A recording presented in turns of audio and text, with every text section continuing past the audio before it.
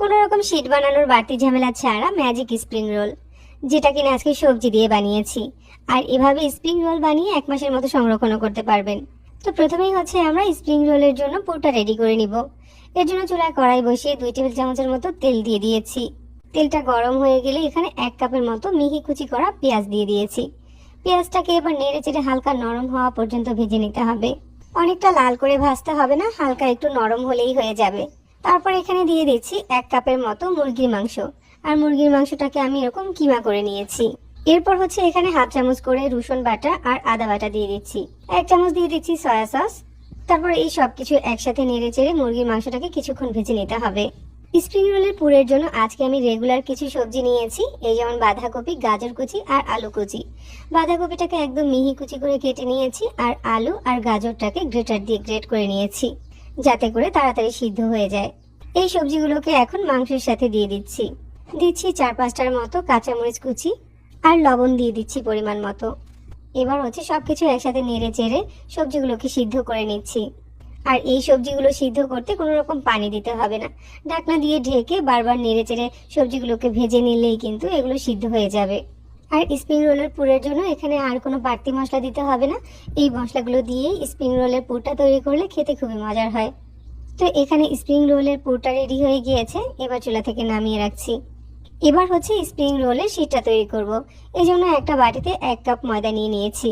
ময়দার সাথে পরিমাণ মতো লবণ দিয়ে দিচ্ছি আর 1 টেবিল চামচ রান্নার তেল দিয়ে দিচ্ছি।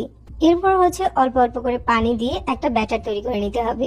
এই ব্যাটারটা তৈরি করতে আমার 1/2 কাপের থেকে একটু বেশি পানি লেগেছে। আর এই ব্যাটারটা কিন্তু খুবই পাতলা আর স্মুথ হবে। ব্যাটারটা তৈরি হয়ে গেলে আমি এই ধরনের একটা ছাঁকনি দিয়ে ব্যাটারটাকে ছেঁকে নিচ্ছি, যাতে করে কোনো দানা না থাকে। স্প্রিং রোলের শীট বানানোর জন্য ব্যাটারটা রেডি হয়ে গিয়েছে। এবার হচ্ছে চুলায় একটা পাত্রে বেশ কিছুটা পানি ফুটিয়ে নিয়েছি। তার উপরে এ ধরনের একটা ফ্রাই প্যান বসিয়ে দিয়েছি। টিস্যুতে কিছুটা তেল লাগিয়ে প্রথমে হচ্ছে ফ্রাই প্যানটাকে মুছে নিতে হবে।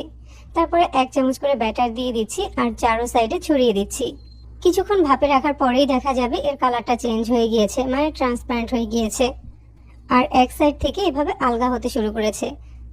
একটা স্প্যাচুলা দিয়েও চারো সাইডটাকে আলগা করে নেওয়া যেতে পারে। তারপর এক সাইড থেকে এভাবে উঠিয়ে নিলেই কিন্তু একটা স্প্রিং রোলের শীট তৈরি হয়ে যাবে। খুবই সহজে কিন্তু এভাবে স্প্রিং রোলের শীট তৈরি করা যায়। আর আজকের সবগুলো স্প্রিং রোলের শীট আমি এভাবে বানিয়ে নিয়েছি। এখন হচ্ছে এই ম্যাজিক শীটগুলো দিয়ে স্প্রিং রোল বানিয়ে নিব। একটা শীট বোর্ডের উপরে রেখে এক সাইড থেকে কিছুটা পুর দিয়ে দিচ্ছি আর চারো সাইডে ময়দার যে গুলাটা বানিয়ে রেখেছিলাম ওইটা লাগিয়ে দিচ্ছি, যাতে করে এটা আঠার কাজ করে। এবার হচ্ছে স্প্রিং রোলের ভাঁজ দিয়ে নিচ্ছি। আর এভাবে করে আজকে সবগুলো স্প্রিং রোল বানিয়ে নিব। যখন সবগুলো স্প্রিং রোল বানানো হয়ে যাবে তখন হচ্ছে এই পর্যায়ে এই স্প্রিং রোলগুলোকে একটা জিপলক ব্যাগ বা এয়ারটাইট জারে ভরে 1 মাসের মতো সংরক্ষণ করতে পারবেন।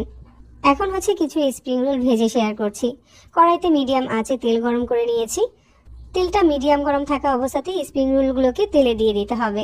আর এবার হচ্ছে চুলার আঁচটাকে মাঝারি করে দিয়ে একটা সুন্দর কালার আসা পর্যন্ত স্প্রিং রোলগুলোকে ভেজে নিতে হবে। স্প্রিং রোলগুলোকে হচ্ছে এর থেকে আর বেশি ভাজার দরকার নেই, এগুলোতে সুন্দর একটা কালার চলে এসেছে। এখন হচ্ছে স্প্রিং রোলগুলোকে তেল ঝরিয়ে উঠিয়ে নিচ্ছি। এভাবে শীট বানানোর ঝামেলা ছাড়া স্প্রিং রোল বানিয়ে বাচ্চাদের টিফিন, বিকেলের নাস্তা কিংবা রমজানের জন্য পরিবেশন করতে পারেন। আর মিডিয়াম আঁচে স্প্রিং রোলগুলো ভাজার কারণে অনেক বেশি মুচমুচে হয়েছে। আমাদের এরকম সহজ রেসিপিগুলো পাওয়ার জন্য আমাদের পেজ ফলো করতে পারেন আর চ্যানেল সাবস্ক্রাইব করতে পারেন। সবাই অনেক বেশি ভালো থাকবেন। আল্লাহ হাফেজ।